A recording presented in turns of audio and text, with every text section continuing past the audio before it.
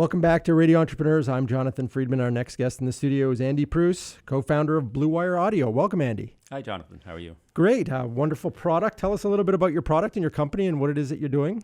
Bluewire Audio, it's my daughter and I, Emily, co-founded it back in 2014, and it's based on an idea I had for open-ear headphones. Running, I was training for my first marathon and need to start listening to music, and there was no way to do it without having to readjust earbuds or be cut off from your surroundings. So this was my homemade solution that's sort of taken off and become quite an obsession over the last 5 years with us. Wonderful. So the mother of invention, all entrepreneurs start with the challenge, right? You had your own personal challenge. That's the story. So tell us about your product. It's a wireless Bluetooth headset or ear speakers, I guess. It is, yeah. And tell us a little bit, because it is radio, how it works and why it's different than what's in the marketplace. Yeah, right now, I think most of the products that are out there sit in your ears. They're earbuds that sit in your ears. And the two problems with that are that if you're active outdoors, they tend to need readjustment. You have wires dangling from your ears down to your music player. So we overcome that by having the speakers and the Bluetooth receiver clipped to the hat. So all the wires are concealed inside there. And then the most important thing is that safety, where they're not sitting in your ears. So you stay in touch, ambient sound is preserved, and you can hear your surroundings, which makes it much safer. So both those were factors, and we think that we've come up with a good solution. Now, in terms of a product that people are using, and one of the things that comes to my mind, this would typically be something for people that are active in sports, running, outdoors, yard work, that type of thing. How does it work in an indoor environment where there may be others? Is it projected enough sound that it's not disruptive to everybody around, or is it? It is, yeah. You adjust the sound, obviously. My wife and I have run for years, and we listen to different music. So you can certainly adjust it quite easily so that you're both listening to your music, but you can hear each other. So the ambient sound includes the person next to you. If you turn it up as high as it goes, there'll be some spillover. But by and large, yeah, you can listen to your music without disturbing those around you. And in particular, if it's quiet. So if you're indoors, you can keep the volume lower because there's not so much ambient sound that competes. Excellent. So tell us where your company is at. Before we came on the air, you told us you have a production run in place. It's a big week, so this is good timing. We've been able to bootstrap up to this point, and we have about 500 units available. And we're using the majority of those to run a crowdfunding campaign on Indiegogo. We launched yesterday, which is congratulations, really big exciting. milestone. Yeah, that's been a long time coming. So we're offering the product various combinations of both the speakers, and we also make hats that you can use with the speakers. We're offering that discount and early availability before they're out on the market. So we'd love to have folks go to our site and check that out. So where would they find you? Tell us the platform. Tell us the how to find you.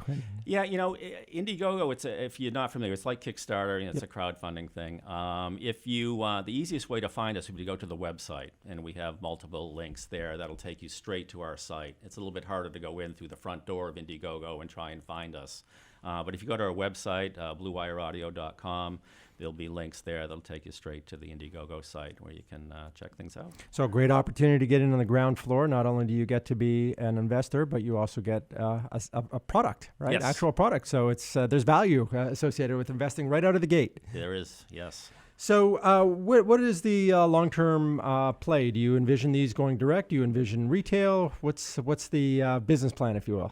The business plan is to scale kind of organically. I mean, that's always been the big unknown. It's frankly, we've spent the last 5 years honing the product, which has taken a couple twists and turns. But looking forward, I think we're going to try and grow organically by online sales, and that allows us to not have to get a huge inventory. The money from Indiegogo we're going to use to get the stock that we need to build up some inventory. But by starting, I think, just with online sales, we'll be able to control the flow of that. Excellent. Yeah, what a lot of young companies do is they look for that huge retail opportunity, and then before you know it, it's like you can't fund your inventory. We can't do that, right? And you can't get it quickly. So is you said that the product is assembled locally? It's assembled in our office. Yes. And obviously you guys went through the engineering associated. What's your background, and how did you come to this? Are you a serial entrepreneur? Are you an engineer? I'm more of a wannabe entrepreneur. I'm actually an anesthesiologist. I work in Framingham, Metro West, and a lifelong runner, as is Emily, my co-founder.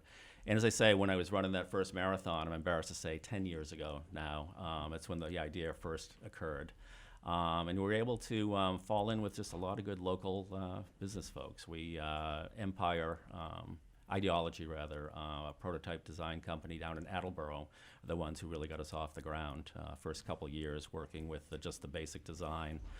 And so the speakers are all made in New England, the various parts, and a lot of help along the way, showing us where to go.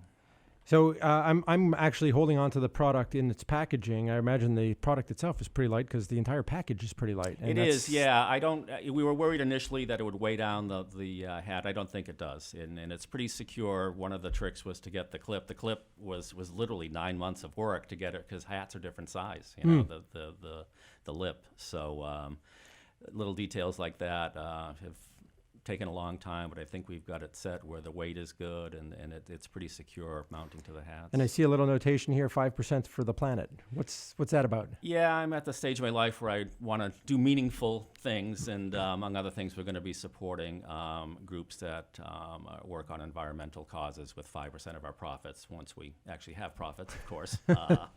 So none of the Indiegogo money at this point. That's all going back into the company. But once we get up and running, we'll be supporting some good causes as well. So a couple of interesting notes. One, you come from a professional background and your first foray into entrepreneurship. What are some of the lessons that you've learned along the way? Because that's what we're all about here, radio entrepreneurs, and helping the entrepreneurial community. Be ready to have your plans change on a dime. The initial model of this actually was with the speakers contained in the band of the hat. That's sort of our first actual prototype was with modified hats that mounted the speakers in there, and we actually debuted at the Boston Marathon in 2016. Oh, interesting. And very quickly learned that people liked the idea. They thought the music of it was great. They wanted to use their own hats. Interesting. So you were in the hat business initially. Yeah, well, yes. And modified hats. And it's harder than you think to make a 3/4 inch hole on two sides of a hat, by the way. But anyway, we ended up having to pivot on the spot after that and decide whether we were going to continue or not, because it was back to the drawing board to change the entire design to be clip-based as opposed to what we had before. So that was one big pivot. And I think just, you just have to build it one step at a time. When we look back now at all the steps we've taken, hitching up with, the right PR people, the right digital marketing people, things have kind of fallen in place very luckily. That whole networking thing is quite amazing, the way it just drops the right person in front of you at the right time. I would add, not to discount the hard work along the way. I'm sure you guys have logged lots and lots of hours to make this happen. Yeah, the last couple of weeks have been pretty hectic. And I imagine pretty gratifying to actually see finished product in packaging, ready to be shipped. Yeah, it's an I exciting love time. holding that box. Actually, it's pretty amazing to look at it and think that it's gone from an idea in my head to an actual product that we're pretty proud of. So another great attribute of your company, your co-founder, is your daughter, and some lessons I'm sure learned along the way about one another and working with family members and a daughter in particular. It's all been almost too easy on that front. Emily graduated in 2000. I'm going to get this wrong. I think it's 2014, but that's when we founded the company. She graduated from Babson with a business degree. So obviously, I wouldn't be doing this without someone who without the entrepreneur. Exactly. But it's been great. She has just learned, so many things that we've needed to learn. I've sort of focused on creating the product piece, and she's been building the business behind us and getting ready for the Indiegogo launch. I want to go back to something that you said earlier, which was you had the opportunity to test product at the Boston Marathon. And I imagine, I don't know if that was an official partner capacity or what, but no, not at all. We had a booth there. Okay. We ran into supply chain problems. We thought we were going to have 1,000 units. We ended up with about 50. So it's that's another one of those lessons where you got the supply chain in particular. It's like whack-a-mole. You get one thing set, that falls through. You move to another, and it's been interesting. But it was as a vendor. And what we discovered actually is that it is a very unique concept. You have 100,000 people walking by your booth, but you need about 2 minutes to get their attention to say, this is what this is. And that was difficult. I'm not sure it's the right venue. I think actually the online thing allows people to think about it a little bit more, see some pictures of what it is. So even that was a lesson that that rushed nature of an expo might not be the best venue to explain our product. Right, I would imagine, and your PR folks can tell us better. You probably have 15 seconds to get your elevator pitch down when people are hustling to get their carbs and such before a marathon. Yeah. Fabulous. Again, a smart-looking product. Conceptually, really a great idea. Runners obviously a huge market globally. I don't know if you know what percentage of runners run with music, but I would imagine it's 50% run with music, 50% runs with hats. We don't know if they're the same people, but we're kind of hoping somewhere in there's a place for us. I'd imagine globally that's a pretty big number. Yeah. And we tell people it's good for your head. You don't want to keep the sun off your head, so you should run with a hat if you don't. Absolutely. There's the doc coming out, right? Exactly. Making sure you give them good advice. Our guest is Andy Pruess, co-founder of Bluewire Audio, with a wonderful new Bluetooth speaker set for your hat for using in any activities, really. Yeah, and that's the one thing too. It's not just for running. I mean, that's as we've launched the campaign, a lot of friends says, "Well, I don't run, but I'd like to support you." And honestly, it's outdoor work, walking your dog, whatever. It's as it says here, wearable Bluetooth speaker system. There you go. So. Once again, tell our listeners both about the Indiegogo, how to go to your website, how to contact you, where to get their set, where to be investors, all of the good stuff.